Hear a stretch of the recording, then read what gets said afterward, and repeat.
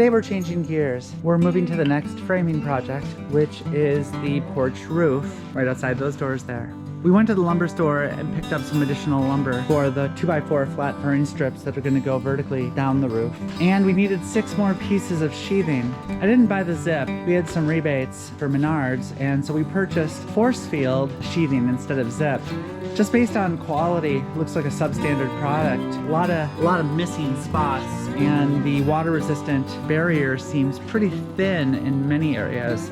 But for a roof over which there will be underlayment, grace, ice, and water, this should be more than sufficient for our belt and suspenders roof. Before we can get to actually sheathing the roof though, we have a few things that we need to do. First, we have to do quote-unquote walls around this porch area. That entails adding a single girt between each of the posts and 2 girts between the post and the wall. We're going to be securing a 2x6 up the wall there, securing it through the zip into the post on the other side, and that will be our anchor for our girts and our little wall here. The next step is the furring strips and the overhang, including the fascia boards. Like I said, we purchased all that lumber, and Robert's working on a cut list. As he cuts that, I'm going to be out here kind of measuring stuff and getting ready to start installing.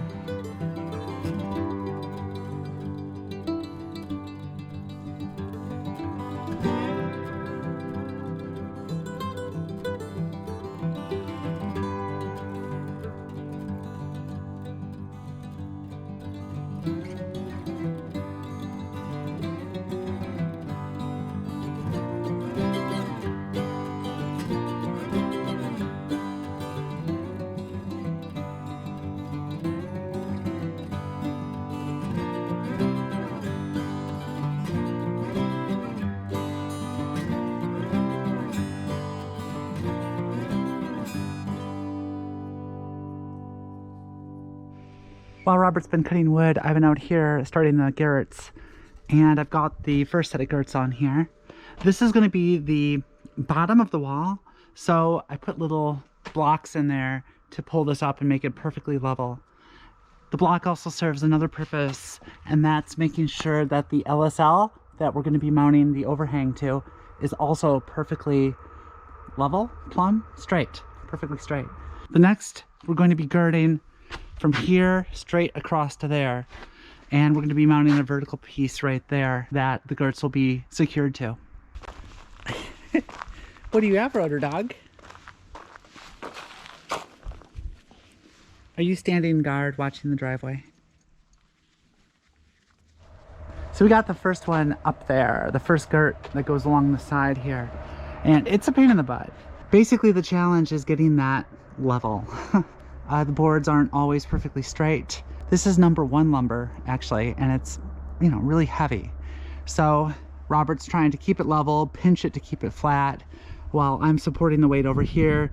So the vertical piece is held by 2 6-inch legs. I put one there, put one here. I pre-drilled it just to make sure that it wasn't twisting and pulling around as it went through the sheathing.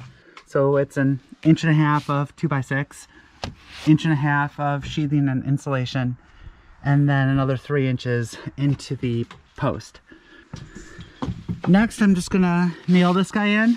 It's a little challenging to do so, and we may need a corner bracket to fully secure it. Yeah, this will work great. So I just grabbed a little bracket, L bracket. Definitely overkill. 10 little screws. That'll hold really nicely. So we just got this side done. Looks pretty good. Once again, 2 legs into the post behind the zip. The big girt is held all the way across. Second girt 24 inches up, secured in there. And then this guy basically keeps it all nice and level.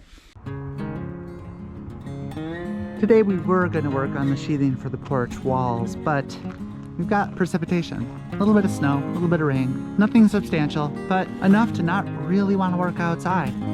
The good news is we have a massive number of projects inside that we can divert ourselves to until the weather clears. One such project is the insulation up along that ridge there.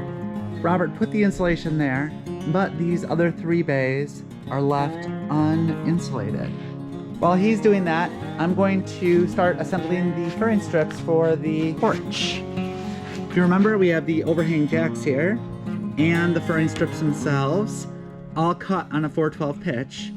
And I'm just gonna lay them out and put maybe 3 3-inch nails in it to hold it nice and tight. We've got 18 of them in total, and it won't take too long to walk through them.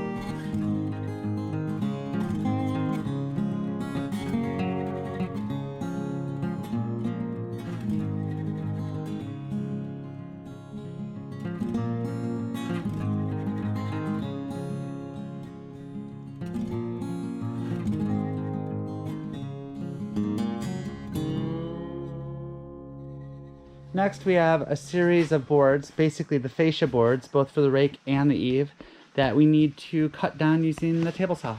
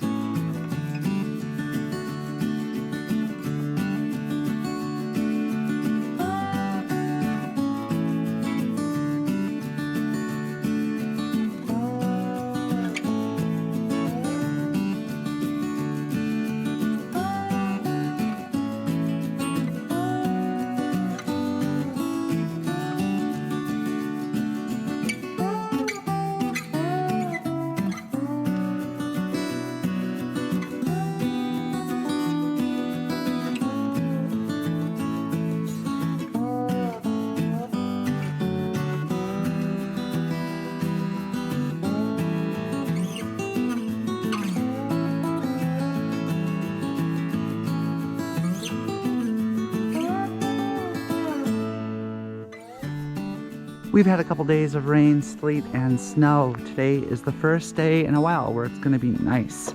Nice, around 55 Fahrenheit and sunny. So it's a good day for us to come back and start knocking out the sheathing on this porch here.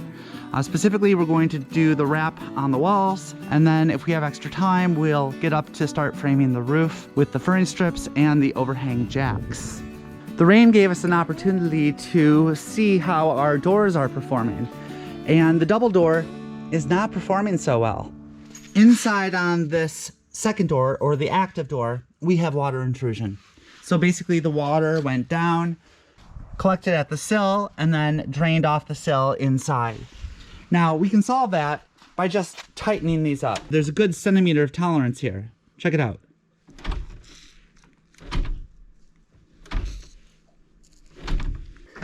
We have not drilled the bottom yet. So what you do is you drill through your sill plate here so that you can use your, flip lock there. As long as we drill that far enough out, we should be able to get some good pressure on this door to help seal it up. So that's hopefully our next step, because water intrusion, not really acceptable.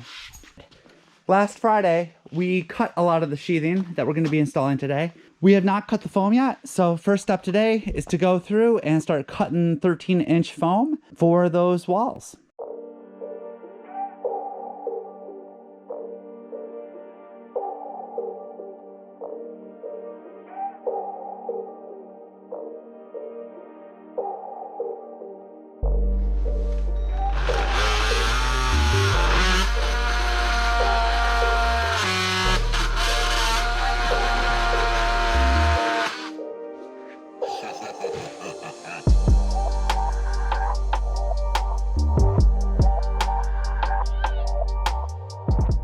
Well, that was incredibly convenient. On the same day that we have water intrusion, the door guy shows up in the morning to drill the hole.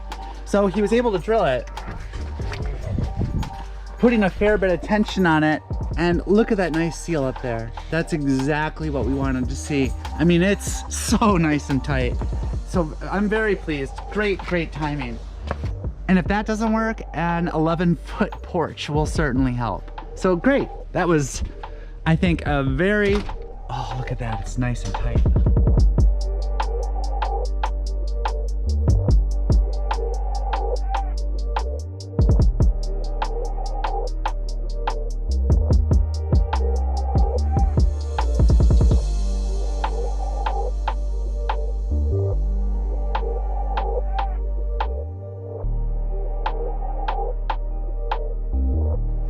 We only got about a half a day's work on the sheathing yesterday because I ran into town and we bought a wood boiler. We'll have a future episode about that as we load it, place it, and eventually install it. But back to sheathing. So we just got this little guy up there. Robert's gonna start taping it. And while we have all the equipment, scaffolding, ladders on this side of the barn, I'm going to do purlin extensions up there that will support the overhang. So we're doing this framing a little different than we did the framing on the office side over here. And that's because we don't need a cold roof on an open porch like this. Yes, we're gonna have a wood boiler here. It's gonna be pumping heat up and in the roof area. For that purpose, we're actually going to insulate the ceiling and the walls here just to keep the melt from happening as much as possible on the roof. But we're not going to be generating moisture down here. We don't really need a cold roof per se.